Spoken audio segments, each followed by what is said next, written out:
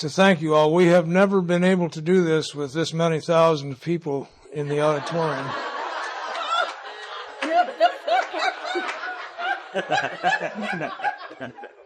I don't impress me. Make sure the one to the balcony can hear.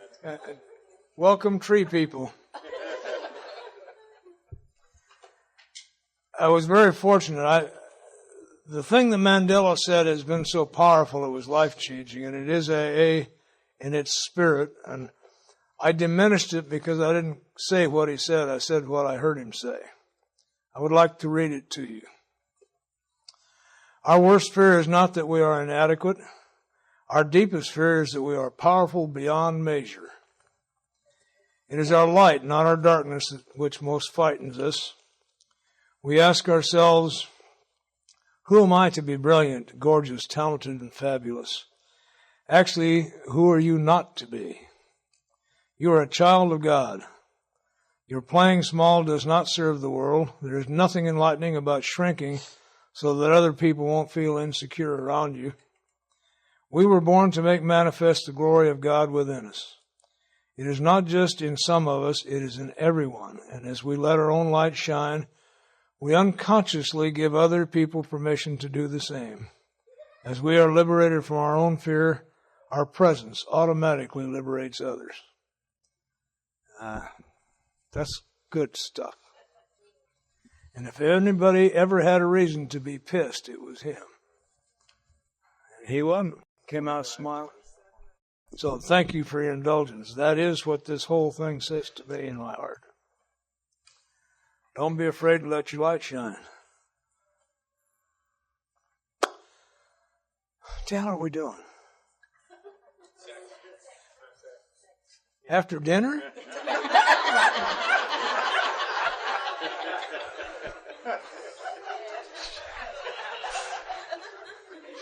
All right. First row.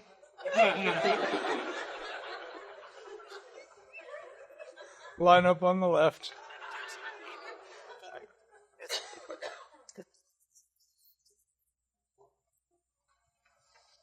Sex inventory is one of the finest things to use for all of life. And I was 2 years before I was able to get my first sex inventory done. My memory wasn't that good, and I was so screwed up in that area. When I finally got it done, it fit on a 3x5 card. I was amazed that I ever had children. But the way it is in the big book, it's a conduct inventory. It's not a pornographic inventory. And technically, it's important. The resentment inventory says make a list first. The sex inventory does not. Let's walk into that. Bill talks, of course, about all of us needing a little overhaul there. And some people think we ought to have sex all the time. Some blame the whole troubles of the world on it. We have a myriad of screwed up ideas about this deal. We do not want to be the arbiter of anyone's sexual conduct. That means I'm not to be the arbiter of my own either. One of the most profound things I ever heard was a person who, in giving directions for the sex inventory, told another person, we don't know yet whether God wants you to be a whore or a monk. So forget what you think you know about it, because it doesn't. Now, he hasn't made many of either in AA that I've seen. Few. But so we reviewed our own conduct over the past, it says, and it's real important because this is specific. I'm to review my conduct over the past. Where had we been selfish, dishonest, or inconsiderate? If you answer those questions, the list will make itself. If all I do is make a list of the people I've had sexual relations with, I'm going to miss most of the meat of this inventory. This is about power. The withholding of sex is as much a harmful thing as indiscriminate sex, and we'll miss it if I just make that list. So where have I been selfish, dishonest, and inconsiderate? The list will make itself. Whom have I hurt? That doesn't need interpreted. I make, whom I hurt? Did we unjustifiably arouse jealousy, suspicion, or bitterness? Of course. How did I go about that? That, by the way, is a standard business practice. That's a manipulative tool in many areas of life.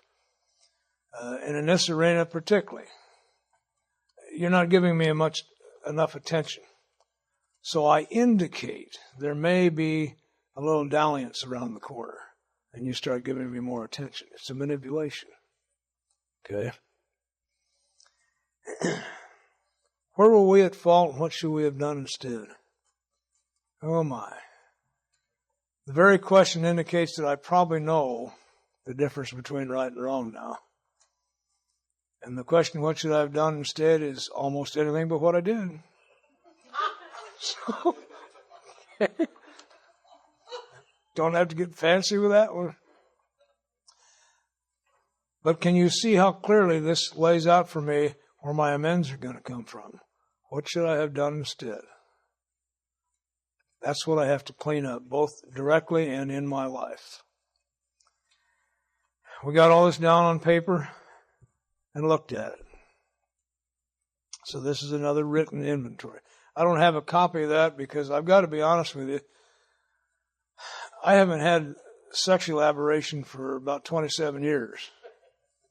I married a horny Italian woman and everything's just fine.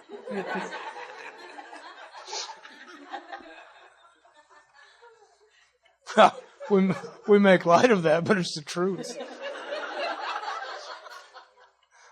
Okay. Yeah. Please. We don't make a list with the sets in the toilet. I don't, not at first, because it doesn't say to do that. I'm just following the directions here. It says I start out by saying, where have I been selfish, dishonest, or inconsiderate, and the list then gets made right there. As I answer the question, I don't make a list ahead of time because I'm going to leave some things out if I do. See, we have the mistaken idea that sex is intercourse. That's just the picnic on the journey. We get locked into the picnic and we miss everything that happened on the journey. And most of the harm comes on the journey. Okay? So, men particularly, we're stupid. We are genetically driven. And ladies, that doesn't let you off the hook, so are you. But in a different direction. But we're stupid. The problem I had with women most of my life is that I had learned about women from men who don't know anything about women. Okay, what I know about women today and what I know about sex today, I learned from my wife. That's all I know. She doesn't think that's true, but it's true. I was a virgin when I came to her, spiritually. Okay.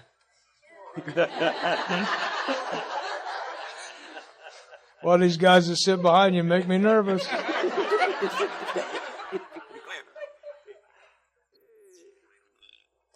In this way, in laying it out this way, we try to shape a sane and sound ideal for our future sex life, or for our future business life, or our future play life, whatever it may be. Answering these questions helps me set the new ideal. Okay? I don't have to get fancy with it. It's not to find my ideal mate. It's to determine my ideal for my own conduct in this world and in this arena. What a marvelous tool this is. Because all I have to do is look at what I did wrong, and the opposite of that will be the right. Okay. It was in this that I made some interesting discoveries about myself. I am not super stud. Never have been, never wanted to be. There are other things in life that interest me almost as much. And the older I get, the more of those there are. I still believe that if God created anything better than that, He kept it for Himself. But I also have to admit, if He hadn't made it fun, we wouldn't do it. It looks really dumb. Hey, it's so weird that we won't even let children watch it. Okay? So, really?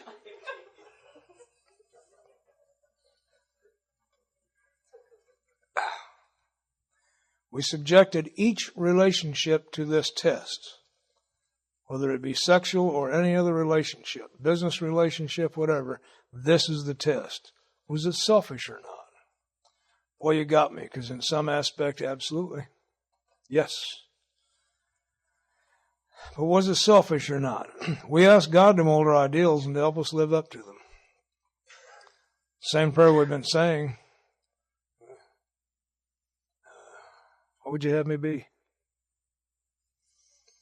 Now, I carry this into my marriage. This is good when you first come here and you're a sexual maniac. This will guide you and help you. But how about a marriage? The fact is that I did marry a lady who really enjoys me and our activities, and that includes sex. That does not mean that I have proprietary rights over her body and we can have sex anytime I want. That's selfish and would be selfish. I listened to anyone who has something spiritual to say, and there was an old Assembly of God preacher used to come into that penitentiary. And I could never have that experience. I made myself available to it time and time again. It just didn't happen for me, but I did discover some things. I love old hymns. I love to sing. If we can get a chorus of "We Shall Gather at the River," I'm with you. I just love it. And this old man was a truly spiritual man. Didn't matter what he called himself. We knew that, and we would sit with him and let him talk with us and ask him questions. And he mentioned one day that there were times he had doubt. And I still had the spiritual illusion that all spiritual people, there's no more doubt or temptation. It's,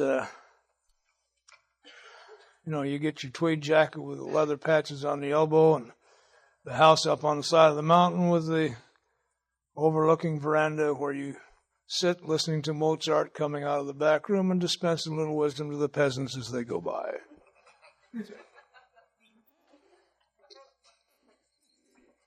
He had doubts, he said, and temptations. And we said, well, what do you do? He said, when I am in doubt or when I have temptation, I take the master by the hand. And I say to him, if I go do this, will you go with me? And if I don't get a solid yes, I just don't go. And I'll either get a solid yes or a solid no. If I don't get an answer, I don't go. It takes a solid yes to go. Now, I was awake enough to know that God is always with me, but the idea was clear. And I've got a stronger test than that for you, the one that I put myself to, because I'm weaker than that preacher was, I think. If what I'm about to do, would I be able to do that if my wife were watching, my mother were watching, my granddaughter were watching, or my daughter's watching? That's my test. We don't let our daughters watch our intercourse, but they watch me trying to seduce their mother on a regular basis, and they love it. They know how deeply I love her. I pat her on the rump or blow in her ear. I've been known to fall to my knees in front of her and say, thank you, Jesus, thank you. I mean, I'm blatant about it because that's playful. And the daughters have got good attitudes about sex. There's nothing to be afraid of, and they know I love their mother. We're not going to let them watch. That's private. Okay? Besides, I'm fat and ugly.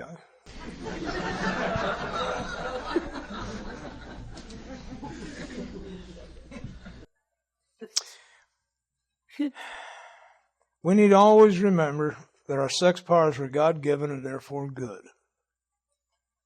Neither to be used lightly and selfishly, nor to be despised and loathed. To take kind of a neutral thing here. And the key was, God gets to be in on this deal too. I'm to practice these principles in all of my affairs. We'd been married, 2 or 3 years, when it occurred to me that I'd never consciously prayed about that. So I stopped for a minute. We're getting ready to go to bed and make love. And I just stopped for a second, in my own head quietly said, if I go do this, will you go with me? And within me I heard, oh yeah.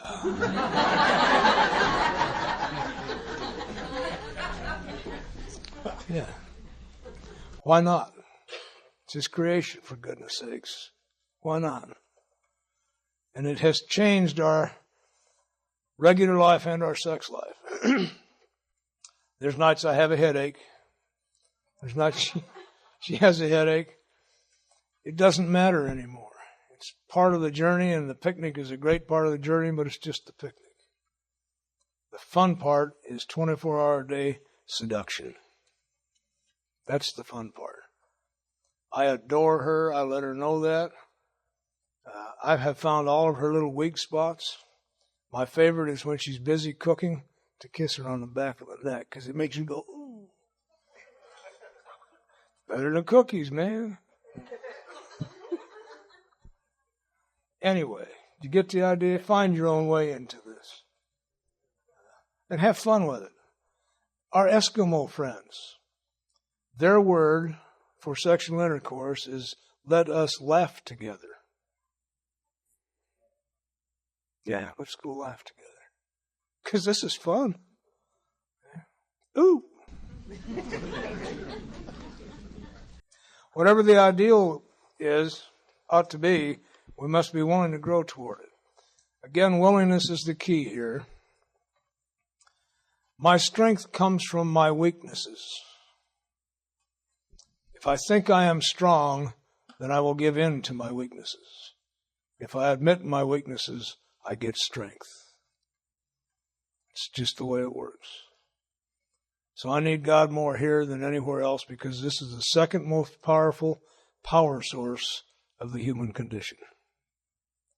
This is the one that drives the whole damn planet, and can either be used for good or it can destroy everything we're trying to build. We must be willing to make amends where we have done harm, provided that we do not bring about still more harm in so doing. Counsel with others. Counsel with sane people, though, if you can find any. In other words, we treat sex as we would any other problem. Holy mackerel, do you hear what that says? What's coming next is the solution to every problem I may ever have. That's what it says. Every problem. And here it is. In meditation, we ask God what we should do about each specific matter. The rule book just goes out the window. Now I live by principles, not by rules. What worked last week as a rule may not work this week. In any activity I have. But the principle, will this cause any harm? That works every time. The right answer will come if we want it. What should I do about each specific matter? I can apply that to every activity of my life. And I've done some bizarre things with that. I believe in practicing prayer and practicing the presence of God. So when I got out of the penitentiary, where they were feeding me, I had no choices there, I used to stand in front of the bread counter at Safeway and practice. I would say, in my present state of health, which of these should I be eating? Because I don't know. And then I let everything go out of focus. And whether it came back into focus first, that's the one I bought. Now that sounds silly, and I don't think God necessarily takes time out from His day to say, oh, get the rainbow white. I believe it's the practice that was important. I got used to asking God in each situation, no matter what it was, what should I do here? And it becomes a habit. You don't even think of it anymore. So the first time through, you got a lot of house cleaning to do, because we are all sexually weird when we get here. We are. Yeah. Not necessarily terribly sick, but weird. I don't know where you grew up, but where I grew up, we didn't talk about it except on the street with guys who'd never done it before either. And the girls wouldn't talk about it with us. What the hell are we going to know? So we get weird. Some of us come from an old Quaker background where that's really bad news. I have been beaten severely in this arena with a rubber hose, things like that. And Many of you have had the same thing because we get some weird stuff in this country. Forget it. It's all lies. Ask God, what should I do about each specific matter? So I have to learn how to meditate, don't I? If I'm going to go on meditation, I have to learn how, and later on we get taught how to do that. This whole business is about prayer. Isn't that lovely? But suppose you mess up.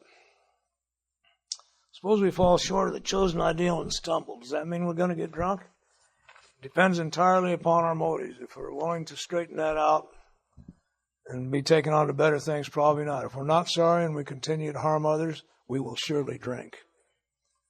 So what is it that will cause me to drink? Not a crisis.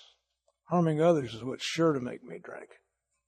Anything that separates me from you is sure to make me drink. Whether it be resentment or fear or conduct, if it separates me from you, I am sure to drink. If I harm you, I am sure to drink. What a wonderful tool God's got. Enlightened self-interest. Okay.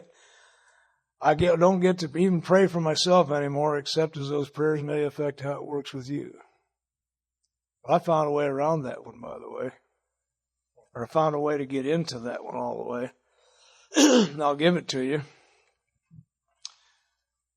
I need to be filled with a sense of the presence of God. That's all I need. And I know that. And I can't ask for that for me. That's what this says. So here's what I say to him. Please fill me with your loving spirit and let it flow through me and into the lives of others. And you know what? As long as I'm willing to let it keep flowing, I'm full. What a neat trick. Okay. Don't get rid of you can't get rid of your schemer anyway. Just let it work.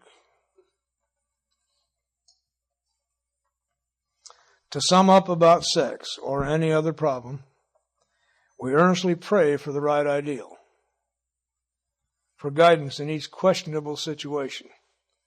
Again, Bruce, how do I know what's questionable? If you're involved in it, it's questionable. Not necessarily negative. Anytime I have two possibilities or more, it's questionable. Which should I do? Doesn't have to be negative. Every situation is questionable because life is made up of choices. Go left or go right, go up or go down. It's always questionable. So pray all the time. Gets to be fun. For sanity. Insanity in here is described in the story of the car salesman named Jim as lack of proportion in the ability to think straight. So sanity would be proportion and the ability to think straight. What does that apply here? My genes tell me my whole purpose for being on earth is to repopulate it. So many females, so little time. I'm driven with that genetically. And I can get clear out of proportion with that. Okay? This means it's saying, I understand that's not just my job. I need to share that. Frankly, it's too big a job for me anyway. And I get distracted by good music sometimes and forget. Well, I do. You can laugh if you want, but I do. Strength to do the right thing. There's my deal. I know the difference between right and wrong. What I lack is power, or in this case, the strength to do the right thing. Once I know what the right thing is, quite often the feeling I get is, oh, I'm just a little kid. You're asking too much of me. I don't have the strength to do that. And by admitting I don't have the strength and by asking for it, suddenly I get the strength to do the right thing. And if I'm busy praying to get the strength to do the right thing, I don't have time to do the wrong thing. This is written for children because that's who we are. That's what it says. We're children of the living Creator. You know what I think is funny? What is it children are supposed to do most of the time? Play. And we get serious about this. Lighten up. It's only life or death. God.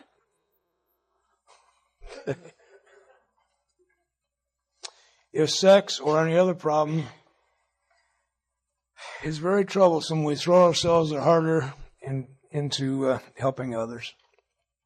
We think of their needs, and we work for them. This takes us out of ourselves, and it quiets the imperious urge when to yield would mean heartbreak, both for me and for other people.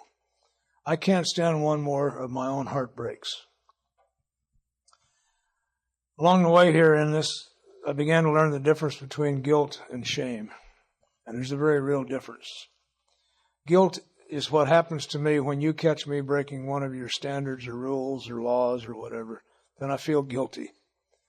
And it's very easy to take care of guilt. I just shut up and wait for you to tell me what I have to do to pay the debt. How much time I have to do, how much money it's going to be, what humiliation I have to face, takes care of the guilt. Shame is when I've just caught myself violating one of my own standards, one of my own principles, and there's no payoff.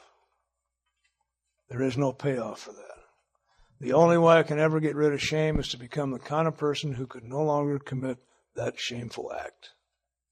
And that's the transformation we get here. I can't deal with shame. I just become somebody else. I can't do that. That sounds high and lofty, and it is, but it isn't. I don't know how many of you have ever heard of Gert Bohannon. Gert was raised here at the Waldorf. Very, very rich old lady. Bad drunk. 62 years old, she had a Christian conversion experience and stopped drinking, set herself up a little trust that would keep her alive. She said she wished would have remembered about inflation, but went down to Arizona and began working with drunks. And those that she couldn't take care of, she'd send to AA. And 6 years later, in her sobriety, she realized she was sending people someplace where she hadn't been. So she went and became an AA member of the highest standing. Gert was one of those people, the first time I saw her talk was in a cathedral in Denver. Little old lady, late 70s or early 80s. And I knew I was looking into the face of God. That's what she put out.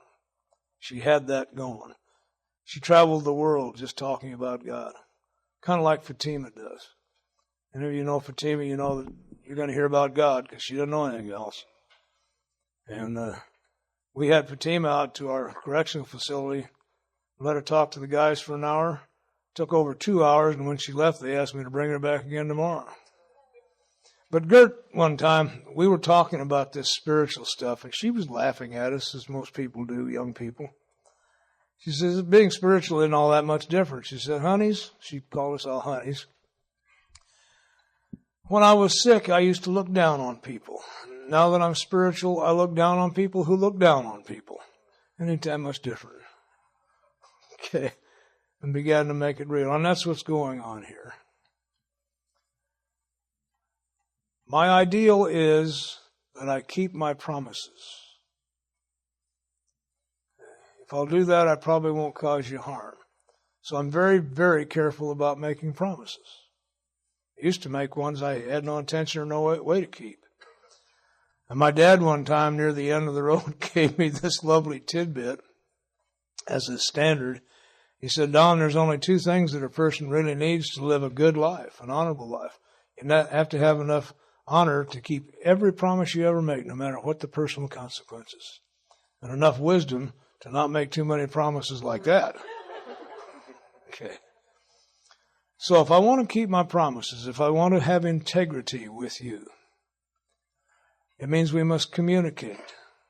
There must be an exchange, a negotiation, if you will. Or we both come to an agreement. This is how we will behave toward one another. Geez, that makes my marriage pretty easy. I will stay faithful to this woman to the end of the road. Very easy. All I got to do is keep the promise. Okay? And she makes that very easy. But I have to keep that view. Okay? Now, one of the things that's done for me, quite honestly, has made me a safe man. Some of you ladies who know me long enough know that. You can hug on me and you're safe because I'm safe. And it's a wondrous thing that happens because it lifts it to another place. Some of you guys know that I'll kiss you right on the mouth if you're not careful. Because that's non-sexual. Okay, I'll shake your hand, I'll hold you by the arm, I'll hug you, I'll kiss you on the cheek, and if you're loud, I'm going to kiss you right on the mouth. Loud is a friend of mine from Seattle. A lunatic. Lunatics need to be kissed on the mouth regularly. Have you met Loudy? He's an old rock musician. He's stark raving mad, and I just love him. He and Gwen just had another baby. That's 2.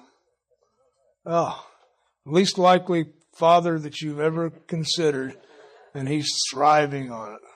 Just thriving on it. Anyway, so there's another ideal. I would like to be safe. I would like to be a safe person. In whatever activity, I need to have enough integrity that you know you are safe with me. And you know how I do that? That's easy. I rely upon God, and I'll let you know that right out front. I don't need anything from you. So I'm not going to be negotiating for my benefit. Because I don't need you. I don't need anything from you. I need you more than ever before. And these are the ideals that over the years begin to come. I want to be a good father.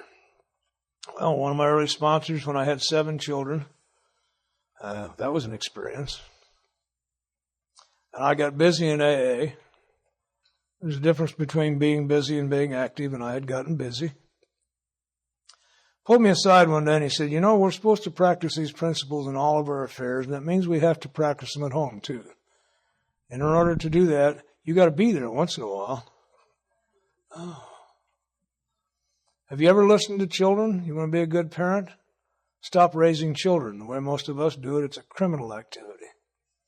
We keep trying to impose ourselves and our dreams and our ideals on them and make them into something they aren't. Okay, so stop that. Start listening to children. That's what I've learned. You know what? You ever listen close to children? You know what their biggest bitch is? Nobody ever listens to me. You want to make friends with a child? Sit down for a minute and listen to them. They have very short attention spans. They're not going to take up much of your time. Okay? Pretty soon, you're dull. Don't go do something else. But listen to them. Isn't that my ideal is to become a listener. And God has made me a listener, and I think you're funny because you asked me to talk. But I'm a listener. You want to be effective in working with people? Don't figure out what they need. Listen while they tell you what they need. Because they will. You have to really learn to listen because very few alcoholics ever say it straight. But they're saying it. Listen to me. You don't hear what I'm saying. I heard that from my older boy, and it broke my heart because he was right. I wasn't hearing what he was saying. I was hearing what he was saying. Anyway, by praying for those ideals in all of my affairs, I can have affairs. As long as I don't have more affairs than I have principles, I'm fine. At work. Very important at work.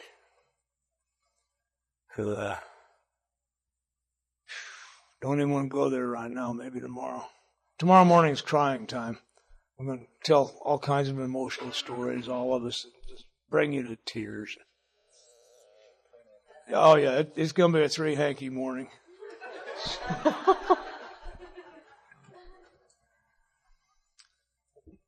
My ideal is, according to this, God is my employer. So, for many, many years, I've never worked for anybody but God. Now, He's given me numbers of human supervisors that paid my check. He has to find some way to get the money into my hands. But I don't work for you. I work for Him. And you know, I've had amazing experiences there. I went to work at a correctional facility, and the first thing they did was take me out of the matrix. I was not subjected to any of the routines that all the other employees had to do because I worked harder than any of them. I work for God. That's a 24-hour day job. So instead of coming in at 9, I found that I could come in at 7 and get more work done between 7 and 9 than I could all day. And I don't mind that. That left me free time to actually work with people. And I don't want to go clear off into all that, but that's what comes out of these prayers. What should I do about each specific matter? Very important. And then I'll pass this on. I work with a lot of people. Little Chuck was not capable of getting into the big book for almost a year. He was so badly damaged, I just kept him with me and rode around in my car and let him spew his hate. Couldn't get into it for almost a year. So I'm very patient with those kind. Not too long ago, a fellow came to me who had been 17 years sober, relied entirely upon his sponsor and the 12 and 12, and had never worked the steps thoroughly. His sponsor did something that made him mad and then died. Now, God was gone. He was mad at him. There were no directions, so he drank at 17 years. Of course he drank. He had no power. And he and I had met in Los Angeles on an airplane coming back to Denver, one of those crossroad deals, about 5 years before, and we'd talked. So he called me and asked me if I would take him through the steps, work with him, help him. And we were going along pretty good, but he couldn't stop drinking. Now, he's a holistic chiropractor. And the way God works is I get my information through strange ways. An Indian friend of mine wanted me to go to a holistic chiropractor for my feet. And this chiropractor suggested I take some adrenal cortex. I'm a label reader. I'm responsible for what goes in my body. It's 80% alcohol. All those herbal medicines are. And he's telling me that he doesn't understand it because he can't seem to get healthy. He's taking his own herbs and all the time. No wonder you haven't quit drinking. You haven't quit drinking. Pointed that out to him. And he quit drinking. And the craving went away. And we were going along pretty good. Had a good third step experience. Sent him home to make his list. And he made his list. And we set up an appointment and he missed it. About 2 years ago, Christmas. I didn't hear from him for a while. Called me back after. Now, he's got a habit of drinking, coming back, starting over, drinking, coming back, starting over. Called me and he said, I drank over the holiday. And I said, I know you did. You want to know how I knew? Well, you didn't show up. That's how I knew. That's a no-brainer. He said, well, what should I do now? And I prayed for this specific instance and said, Ali, I think what you need to do is keep drinking.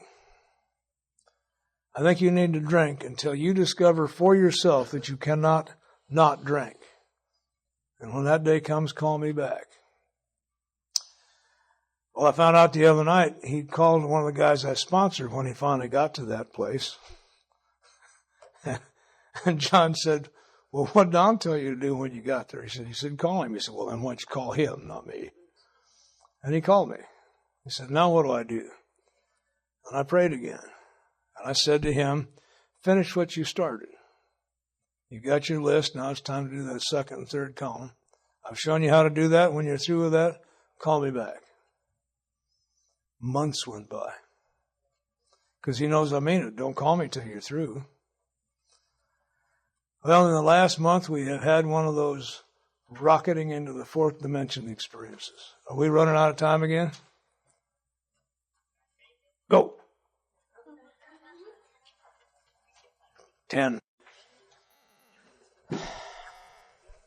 About a month ago, he called me and he said, I'm through with the first 3 columns.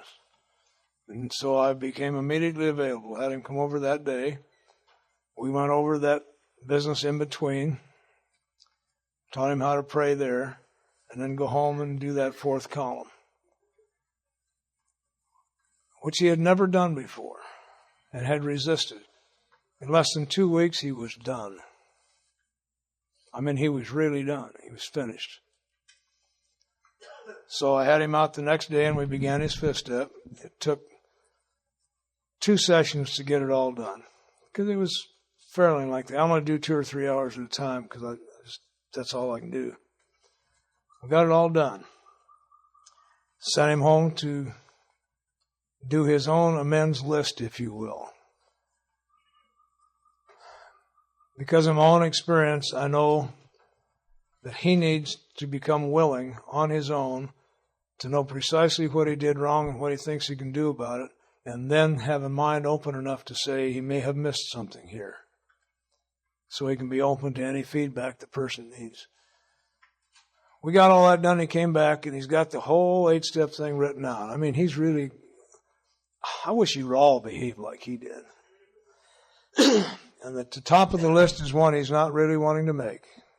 Not willing to make. It's going to cost him some money and could even put him in jail if it's not done right. He's harmed somebody on a house fire deal. I don't want to get into any detail, but he harmed an agent by making her look bad in front of her boss, trying to get some money that really wasn't due him. It was one of those things that was in the gray area. Had a lawyer, and he's pissed off because all he's going to get back is $1,000, and it's already cost him $980 for the lawyer. And he just doesn't want to make this one. So I prayed about it. I said, you might as well go home. Because if you're not willing to do this one, none of the rest of them are going to make any sense either. There are other people I would say just pick one, get started, and you get the power. But in this case, that's what came out. So do this. You go home and write a letter just as if you were willing to say what you're going to say to these people. Then bring it back and let me take a look at it. In the meantime, pray for some willingness. That's what it says to do in the 6th step. Pray for the willingness.